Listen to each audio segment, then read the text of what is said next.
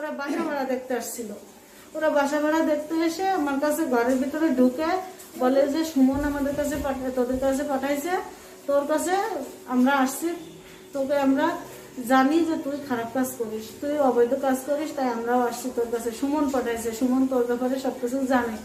তা আমি বললাম আমার ব্যাপারে সুমন সবকিছু জানে, আমি আপনারা যেটা শুনছেন ভাই, আমি সেরকম ধরনের কোনো খারাপ কাজ করি না। আমি ওদের পায়েও জড়াই ধরছিলাম, তাও ওরা আমার আপত্তি মিনতি কোনো কিছু শোনেনি। ওরা জোর করে আমাকে বাধ্য করাইছে, আমাকে মেরে ফেলার হুমকি দেওয়া, আমার স্বামীকে মেরে ফেলার হুমকি দিয়ে আমাকে বাধ্য করে ওরা আমার সাথে জোর করে এটা করছে, এবং ছবিও উঠাইছিল, এটা সোশ্যাল মিডিয়ায় ছেড়ে দেবে, ভাইরাল করবে এই কথা বলে। তারপরে ওরা এখানে আমাকে মিথ্যা কথা বলে আমার কাছ থেকে 1000 টাকাও নিল যে আমরা ডিলেট করে দিচ্ছি, কিন্তু আমি জানি না ছবিটা ডিলেট করছিল কিনা। ওই দিন ঘটনার দিন রাত্রেবেলায় পুলিশ প্রশাসন তাদেরকে আটক